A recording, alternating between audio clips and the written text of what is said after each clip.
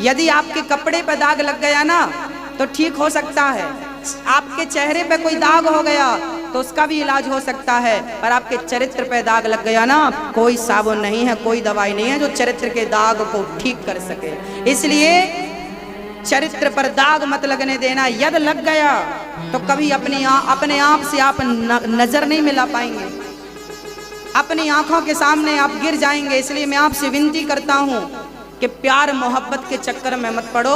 शादी के बाद आपके पति से, आपकी पत्नी से जितना प्यार करना है किसने रोका है? खूब प्यार करो, खूब प्रेम से रहो। पढ़ने की उम्र है, अभी आपके माँ बाप ने पढ़ने के लिए भेजा है, कॉलेज भेजा है, स्कूल भेजा, पढ़ो, मन लगा के पढ़ो, अपने माँ बाप का नाम रोशन करो। ऐसा कुछ मत कर देना कि माँ बाप को सिर झुका के चलना पड़े। जिस गली से निकलते हैं माँ बाप, आप तो अपना घर बसा लेती हो शादी करके, लव और कोर्ट मैरिज करके, पर आपका पिता, आपकी माँ जिस गली से निकलती है ना, लोग कहते हैं फलाने की बेटी भाग गई, लोग ताने मारते हैं। आपकी माँ बाप का बसा बसाया घर उजड़ जाता है, आप अपना घर बसा लेती हो पर किसी का बसा बसाया घर उजाड़ देती हो। मैं कितनी ऐसी बहनों को जानता हूँ जिनकी बेटियां भाग गई, वो माँ रो रही है, वो बाप रो रहा है, मेरी बेटी मुझे धोखा देके चली गई। अपने माँ बाप के साथ कोई इतना गंदा व्यवहार करता है? अपने माँ बाप के सगे नहीं हुए, किसके सगे बनोगे तुम पर कौन भरोसा करेगा? जीवन में तुम भरोसा करने लायक बचे हो? जो अपने माँ बाप के छाती में खंजर भोंक सकता है वो क्या नहीं हो सकता उसके साथ? उस पर कौन भरोसा करेगा? इसलिए याद रखना मेरी माँ, जीवन की कुछ गलतियां ऐसी होती हैं जिन्हें माफ नहीं किया जा सकता। ऐसी गलती मत करना। मैं अपनी बहन भाई सबसे कह रहा हूँ, और आप अपने बच्चों को जरा चरित्र का ज्ञान दीजिए। राम चरित्र सुनवे को रसिया, राम लखन सीता मन बसिया। ये चरित्रवानों का भारत है। आज भारत को लोग अमेरिका बना रहे हैं, लंदन बना रहे हैं, जापान पेरिस बना रहे हैं। अरे भारत की संस्कृति कल्चर अलग है, ये अमेरिका कभी नहीं बन सकता। हाँ, हम तरक्की में, टेक्नोलॉजी में अमेरिका हो सकते हैं, पर चरित्र में हमें अमेरिका नहीं बनना। वहां का चरित्र अलग है, भारत का चरित्र अलग है। यहाँ का चरित्र विवेकानंद का चरित्र है। स्वामी विवेकानंद जी शिकागो में प्रवचन करने गए थे, और प्रवचन करके जब आप नीचे उतरे ना तो एक सुंदर खूबसूरत महिला आई और कहा कि मैं आपसे प्यार करने लगी हूँ, और मैं आपके द्वारा मुझे एक बेटा मिल जाएगा तो एक विवेकानंद और पैदा हो जाएगा। आप जैसे ज्ञानियों की समाज में जरूरत है। स्वामी जी ने देखा ये क्या बोल रही है, कह रही है कि तुम हमारे पति बन जाओ, हमें बेटा दे दो। स्वामी जी बोले राम राम, तुझे मेरे जैसा बेटा चाहिए ना? हाँ। स्वामी जी बोले कब बेटा होगा? होता भी है कि नहीं? एक काम कर, मैं तेरा पुत्र, तू मेरी माँ, आज ही मैं तेरा बेटा बनने को तैयार हूँ। मुझे जैसा बेटा चाहिए था ना, मैं तेरा बेटा। ये भारत का विवेकानंद, ये भारत का पुरुष। जब आप इंग्लैंड में प्रवचन दे रहे थे स्वामी श्री विवेकानंद जी, और जब वहां से नीचे उतरे ना तो एक इंग्लैंडियन, एक गोरा आदमी, गोरा, उसने कह दिया स्वामी जी आपके देश की नारी ना मिट्टी है, मिट्टी, और हमारे देश की नारी सोना है, सोना। हमारे यहाँ की नारी खूबसूरत है, आपके यहाँ की तो बिल्कुल काली नारियां हैं, सांवली है, हमारे यहाँ की तो गोल्ड है, सोना। स्वामी जी ने जवाब दिया, स्वामी जी ने कहा तुम्हारे देश की नारी गोल्ड है, सही कह रहे हो, मेरे देश की नारी मिट्टी है, बिल्कुल सही कह रहे हो। क्योंकि सोने की बनाओ गिलास और मिट्टी की बनाओ गिलास। सोने की गिलास में कोई एक बार पानी पी ले तो उसे फेंकता नहीं है, धुलकर दूसरा पीता है, धुलकर तीसरा अपने मुंह से लगाता है। पर मिट्टी की गिलास एक बार किसी के मुंह से लग जाए तो मिट्टी मिट्टी में मिल जाती है, किसी दूसरे के मुंह से नहीं लगती। ये भारत का चरित्र है। हमारे भारत में उत्तर प्रदेश में आपने देखा होगा मिट्टी का कुल्हड़ चलता है, मिट्टी का कुल्हड़ जिसमें चाय दिया जाता है, कॉफी, चाय कॉफी और लस्सी पिलाई जाती है। वृंदावन आओ, वहां कुल्हड़ पे ही लस्सी पिलाई जाएगी। अर्थात बात सिंपल है कि मिट्टी की गिलास मिट्टी में मिल जाएगी, पर एक के बाद कभी दूसरे के मुंह से नहीं लगेगी। ये भारत की नारी का कल्चर है कि वो मर जाएगी पर एक पति के बाद कभी दूसरे पुरुष पर दृष्टि नहीं डालेगी। ये भारत की नारी। और आपके देश की नारियां ये तो रोज बदलती हैं। ये अंतर है आप, मैं और हम में। ये हमारे भारत की नारी सांवली है, काली है, पर इसका दिल काला नहीं है, ये चरित्र की काली नहीं है। तुम्हारे यहाँ रूप की सुंदर होती होगी पर चरित्र की सुंदर नहीं है। हमारे देश की तो चरित्र से सुंदर है। हम लोग चरित्रवान लोग हैं, चरित्र की पूजा करते हैं। चरित्र बिगड़ जाए तो वो व्यक्ति किसी काम का नहीं है। आपके पास धन कितना है कोई नहीं जानेगा, दौलत कितनी है कोई नहीं जानेगा, आप कितने चरित्रवान हैं दुनिया जानेगी। अपने बच्चों को संभालिएगा। आज की आपाधापी की दुनिया में बच्चे उलझ जाते हैं और वो अपना सही गलत समझ नहीं पाते और वो अपना चरित्र बिगाड़ लेते हैं। इनको चरित्र की शिक्षा माँ बाप दें। मैं आपसे कह रहा हूं, आप दीजिए इनको। चरित्र क्या होता है बताइए। समाज संसार में कैसे कैसे लोग हैं जो अपने झूठे प्यार के जाल में फंसाकर किसी का भी चरित्र बर्बाद कर देते। ऐसे लोगों से सावधान। आज तो बड़े बड़े गिरोह काम कर रहे हैं। एक लड़की मेरे पास आई रोती रोती, महाराज जी मेरा ये बेटा 5 साल का है, मैं बर्बाद हो गई। मैंने कहा क्या हुआ? बोले मेरे पति का किसी के साथ चक्कर चल रहा है, ना मेरा पति मुझे रोटी देता, ना 1 रुपए देता, ना बच्चे को अच्छी जगह पढ़ाता।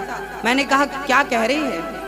गुरुजी मेरा पति मुझसे बहुत प्यार करता था पहले, पर किसी ने फंसा ली अपने झूठे प्यार में, वो उलझ गया और मैं बर्बाद हो गई। याद रखना मेरी माँ, एक स्त्री ही दूसरी स्त्री का घर बिगाड़ देती है। और आजकल ऐसी स्त्रियों का एक गिरोह चल रहा है कि आपके पति पर भी डोरे डाल सकती हैं ये। आप अपने पति को भी जरा बचा के रखिएगा।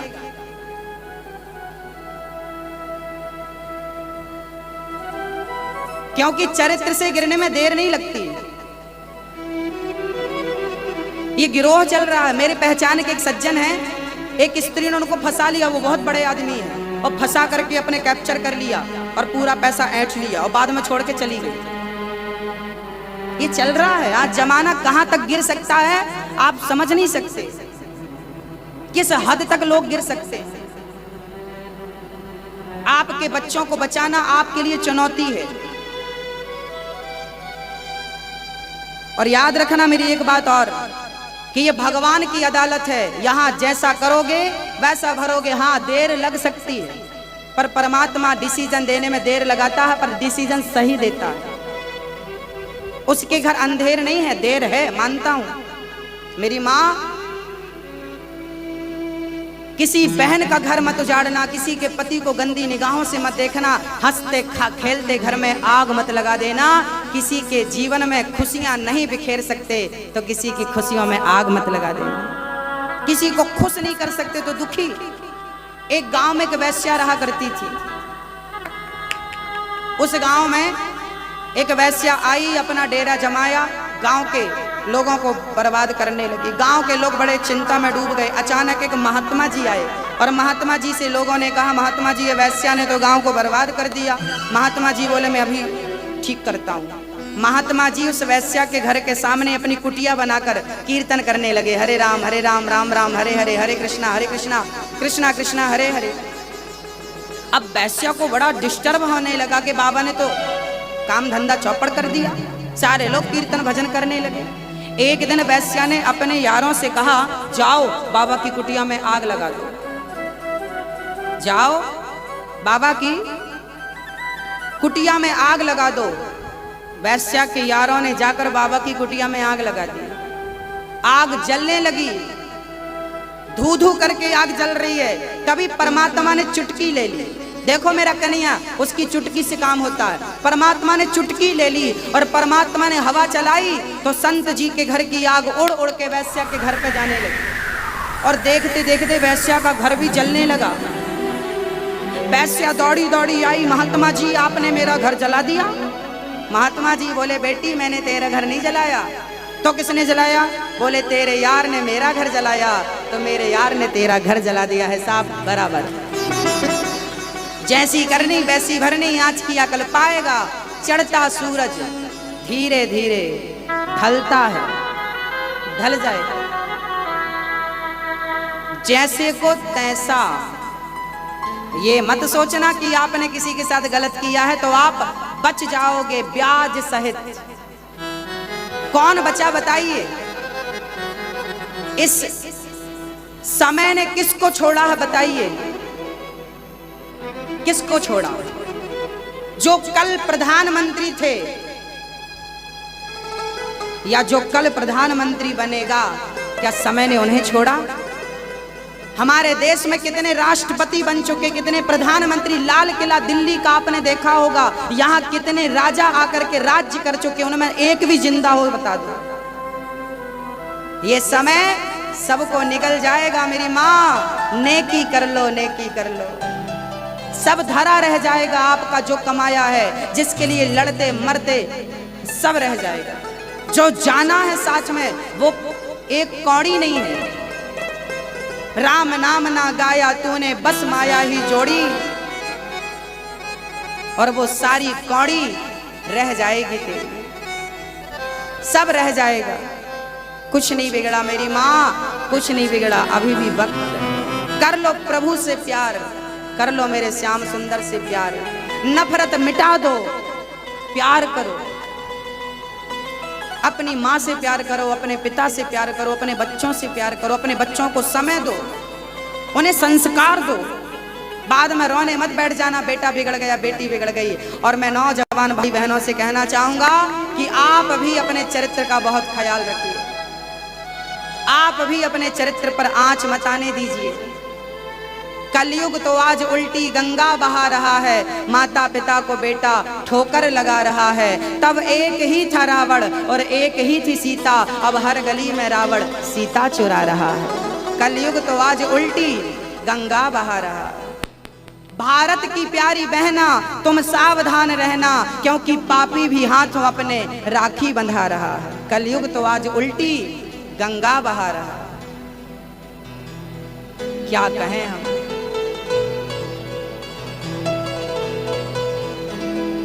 अपने आप को बचा लो बस। भगवान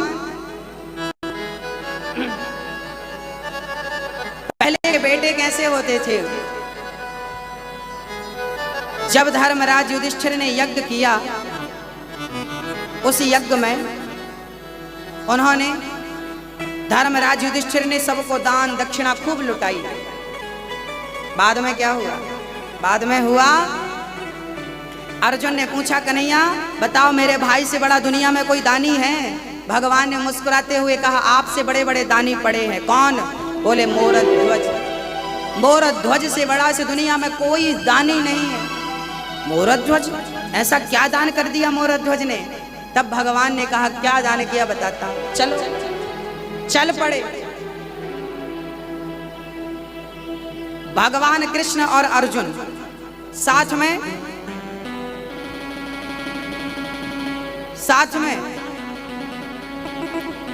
यमराज को ले लिया शेर बना करके और चल पड़े। चलते चलते जब मोरध्वज के घर पहुंचे, मोरध्वज ने सत्कार किया। पंडित जी बनकर गए भगवान कृष्ण और अर्जुन। मोरध्वज से कहा, मोरध्वज भिक्षाम देही, हमें भिक्षा दे दो। मोरध्वज बोले, प्रभु आओ। चरणों को धोया, चरणामृत लिया और भिक्षा दे दी। क्या चाहिए? ब्राह्मणों ने कहा, जो मांगेंगे देना पड़ेगा। हाँ हाँ। मोरध्वज ने कहा, आप प्राण मांग लो, सिर मांग लो, राज्य मांग लो, सब दे दूंगा। ब्राह्मणों ने कहा, तो संकल्प करो। संकल्प लिया। ब्राह्मणों ने क्या मांगा जानते हो? ब्राह्मणों ने कहा, राजन हमारा शेर बाहर खड़ा है, 1 महीने से भूखा है, कुछ खाया नहीं है। हमने सुना है आपका बेटा है, आप अपने बच्चे का मांस मेरे शेर को खिलाइए। अब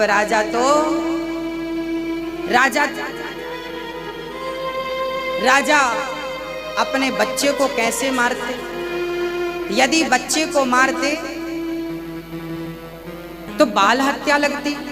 तभी नन्हा सा बालक आया, पिताजी मुझे मत बचाओ, आपने जो कहा है कि बच्चे का दान करेंगे, मार कर करो। बेटा चला गया तो आ जाएगा, पर धर्म चला गया कभी वापस नहीं आएगा। धर्मो रक्षति रक्षितः, ये वो भारत है जहां धर्म की रक्षा की जाती है, जहां अपने बच्चे से ज्यादा धर्म को महत्व दिया जाता है। ये वो भारत है, ये वो भारत है।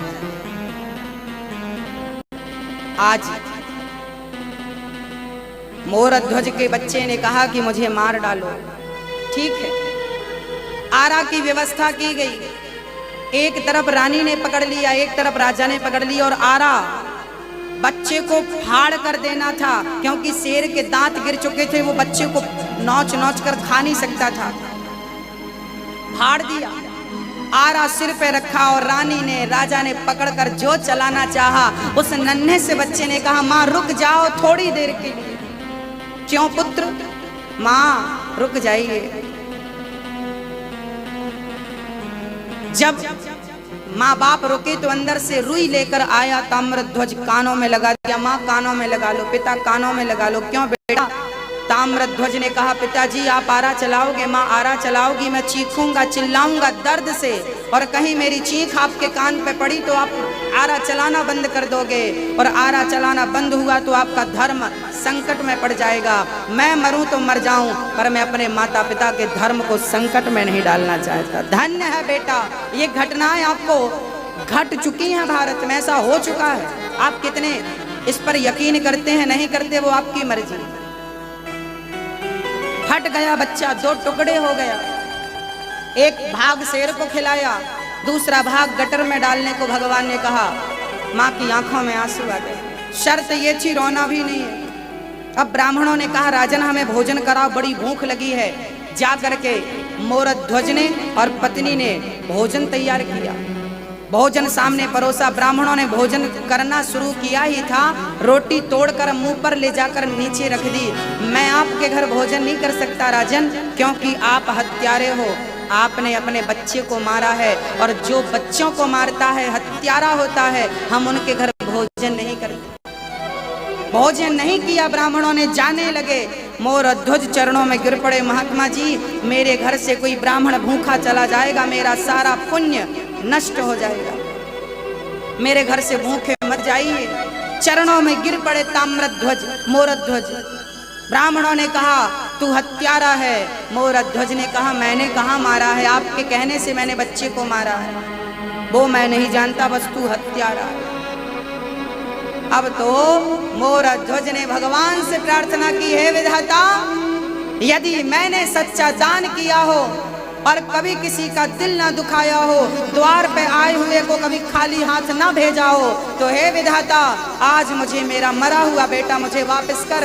आज तेरा भक्त पहली बार तुझसे याचना कर रहा। और भक्तों पिता कहकर घुटनों के बल बैठ गए। बेटा ताम्रध्वज एक बार तूने मर करके अपने पिता के धर्म को बचा लिया।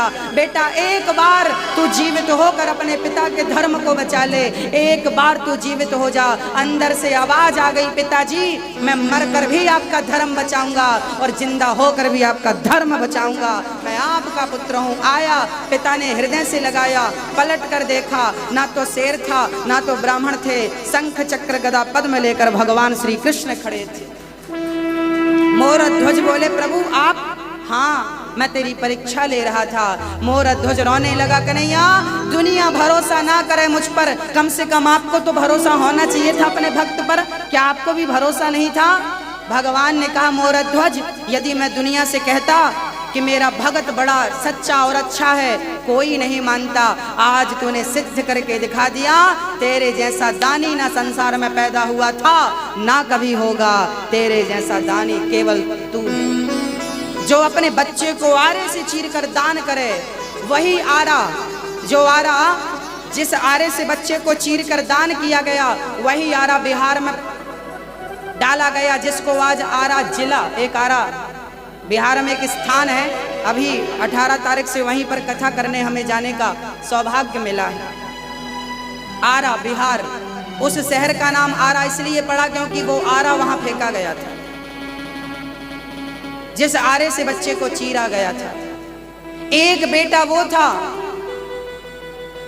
जो अपने माँ बाप के लिए मर गया, और एक बच्चा ये है जो माँ बाप को मारता। धिक्कार है।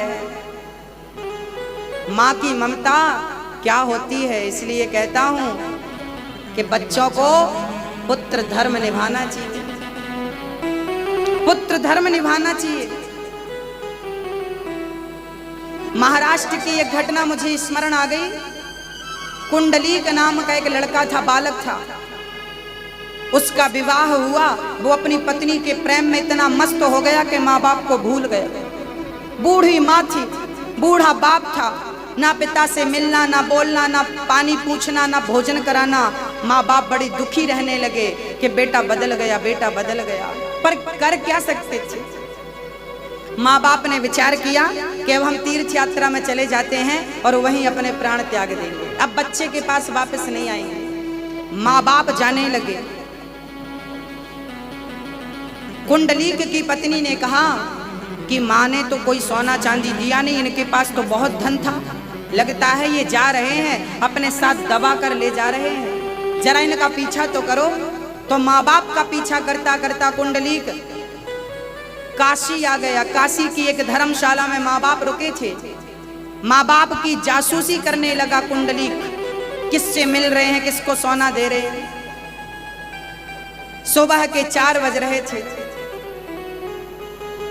एक सुंदर सी स्त्री गंगा से निकलकर गंदे से कपड़े पहनकर गई और एक महात्मा का दर्शन किया तो उसके सारे वस्त्र पवित्र हो गए, वो वापस आई। कुंडलीक ने देखा, इसे बड़ा आश्चर्य हुआ। कुंडलीक ने पूछा, बहन आप कौन हो? आप अभी गंदे वस्त्र पहनकर गई थी और पवित्र वस्त्र पहनकर आ रही हो, कौन हो आप? उस स्त्री ने कहा, बेटा मैं गंगा माँ हूं, मैं गंगा माँ हूं, मैं गंगा हूं। तो माँ ये कहाँ गई थी, क्यों गई थी? तब गंगा ने कहा, बेटा जब से तू गंगा के तट पर आया है ना, तब से मैं ज्यादा गंदी हो गई हूं। तुमने जब से गंगा में स्नान किया है तब से मैं गंदी हो गई हूं, और ऐसे महान संतों का दर्शन करके मैं पवित्र होती हूं। कुंडलीक बोला, मैं गंदा? हाँ। गंगा ने कहा कि तुम जैसे बेटे जो अपने माँ बाप की जासूसी करते हैं सेवा करने की जगह है, तुम जैसे बच्चे जब गंगा स्नान करते हैं तो मैं अपवित्र हो